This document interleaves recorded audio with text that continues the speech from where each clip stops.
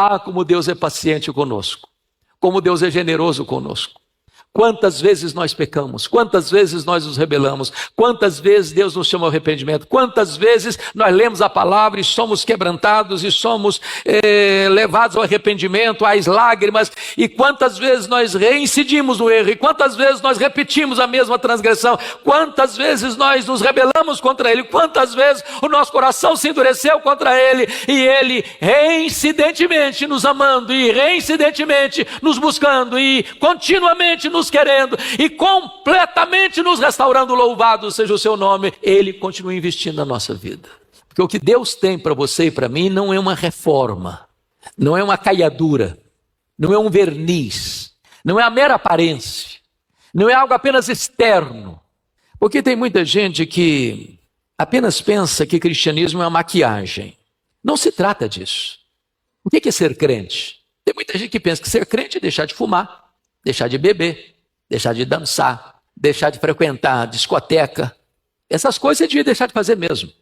Mas é possível que alguém não beba, não jogue, não fume, não adultere, não roube, não faça isso, não faça aquilo, não faça aquilo outro, e não seja um crente. Parece tudo novo, mas por dentro está tudo podre. Essas reformas externas, até você consegue fazer algumas coisas para dar uma melhorada no performance. Vejam vocês que o Senhor está falando é de uma nova vida, é de um novo coração, é de uma nova mente, é um vaso novo. O que Jesus faz com você e comigo não é apenas uma caiadura, apenas um verniz, uma estrutura podre, não. Ele muda toda a estrutura, é uma nova vida, é um novo coração, é uma nova mente, é uma nova família, uma nova pátria, uma nova herança, é um novo nascimento, é uma transformação real. O que Deus está fazendo na sua vida, na minha vida, não é isso. Ele não faz um vaso de segunda mão, inferior. Não, Ele faz outro vaso novo.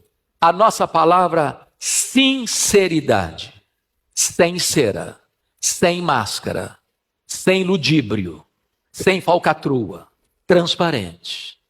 É isso que Jesus faz na sua, na minha, na nossa vida. É um vaso novo, sem rachadura, sem cera, autêntico, real, perfeito. Então é preciso que o Espírito Santo amoleça o nosso coração. Porque se o Espírito Santo não amolecer o nosso coração, nós vamos ser um barro resistente nas mãos do oleiro. Se o Espírito Santo não nos convencer de pecado, o nosso coração continuará duro e rebelde. Quando alguém se levanta aqui para pregar, o que nós conseguimos é apenas falar aos ouvidos, na esperança de que o Espírito Santo que inspirou essa palavra ilumine o nosso coração para que esta palavra entre pelos ouvidos da nossa alma e toque o nosso coração. Se o Espírito Santo não agir, em vão o homem fala. Se o Espírito Santo não operar, nós poderemos falar aqui a noite inteira e não entrará no coração. Porque essa é uma peculiaridade absoluta do Espírito Santo. Só Ele pode falar ao coração. Se essa água não amoleceu o coração, esse vaso continua estragado. O barro precisa passar pela prensa do oleiro. A prensa do oleiro. E eu quero dizer para você que a prensa de Deus dói. Se é amassado, se é triturado, para você ser maleável e moldado. E talvez você esteja nesta noite na prensa de Deus. Mas eu quero dizer para você que a prensa de Deus não destrói você, a prensa de Deus molda você para que você fique bonito, caro, raro, único e útil. Esse processo é para tirar as bolhas. O barro precisa ser prensado, amassado, para que o vaso fique de acordo com a vontade do oleiro. O vaso, depois de ser amolecido pela água e de ser moldado pela prensa, agora o vaso precisa ir para o fogo, para a fornalha. E eu quero dizer para você que o fogo de Deus arde, mas não destrói.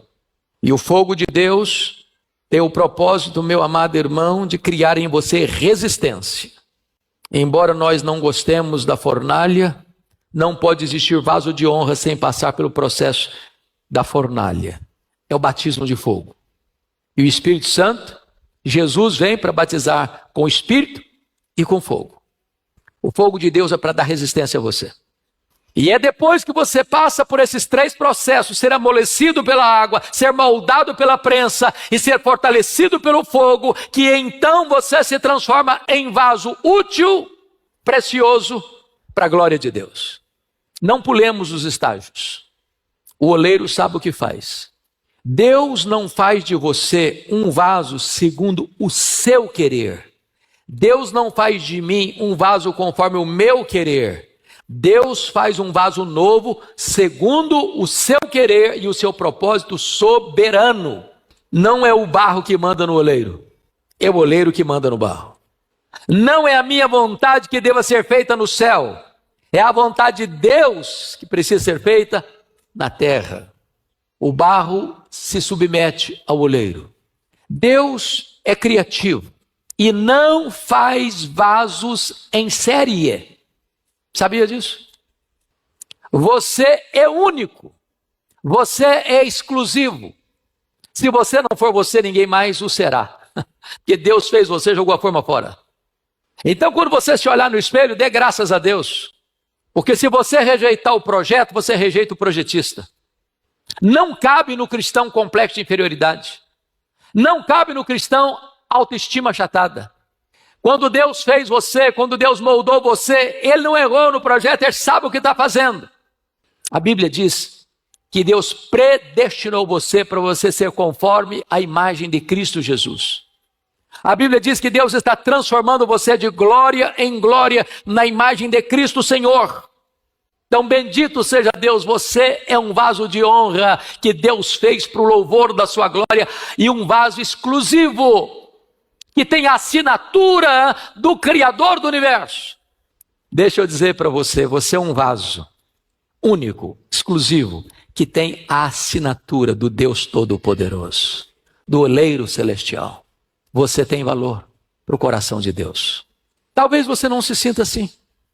É pena que às vezes a gente não se sente assim. Talvez hoje você se sinta um violino velho, sem valor, sem importância. Mas eu quero dizer para você que o maior dos violinistas, o maior dos músicos, o Senhor Deus Todo-Poderoso, afinará suas cordas, embelezará você e arrancará da sua vida acordes maravilhosos para a glória do seu nome. Você é o vaso nas mãos de Deus.